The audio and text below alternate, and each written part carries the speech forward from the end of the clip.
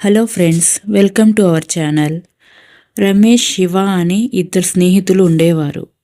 ఆదివారం సెలవు అయినందున షికారుకు అలా తిరిగి వద్దామని బయలుదేరతారు. దారిలో మాట్లాడుకుంటూ వెళ్తూ ఉంటారు. ఏదో విషయం గురించి మాట్లాడుకుంటూ ఉంటారు.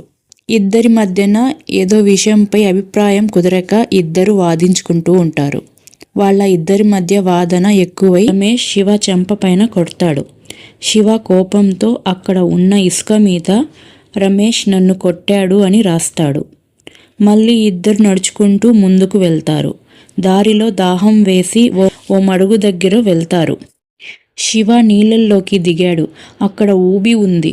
శివ ఊబిలో కూరుకుపోతుండగా వెంటనే ప్యాంట్ విప్పి రమేష్ శివకి ప్యాంట్ అందించి బయటకి లాగుతాడు. శివ బయటకు వచ్చి అక్కడ ఓ బండరాయి పైన రమేష్ నన్ను ప్రమాదం నుండి రక్షించాడు అని చెక్కుతాడు. మొదటి విషయాన్ని ఇసుక మీద, రెండో దాన్ని రాయి మీద ఎందుకు రాశావు అని రమేష్ శివాని అడుగుతాడు. శివ చెప్తాడు, ఇసుక మీద ఏదైనా రాస్తే గాలి వీచి కాసేపటికి చెరిగిపోతుంది. మరి రాయి మీద ఎందుకు రాశావు అని అడుగుతాడు. స్నేహితుల పొరపాట్లను మనసులో నిలుపుకోకూడదు, అందుకని అలా రాశాను. అదే స్నేహం చేసినప్పుడు శాశ్వతంగా గుర్తుంచుకోవాలి, అందుకే రాయి పైన రాశాను అని చెప్తాడు.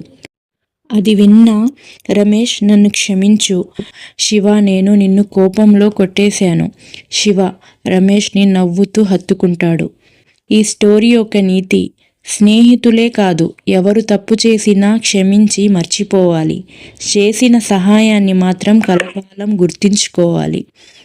ఫ్రెండ్స్, ఈ స్టోరీ మీకు నచ్చితే please like and share, subscribe చేయండి ఫ్రెండ్స్. Thank you.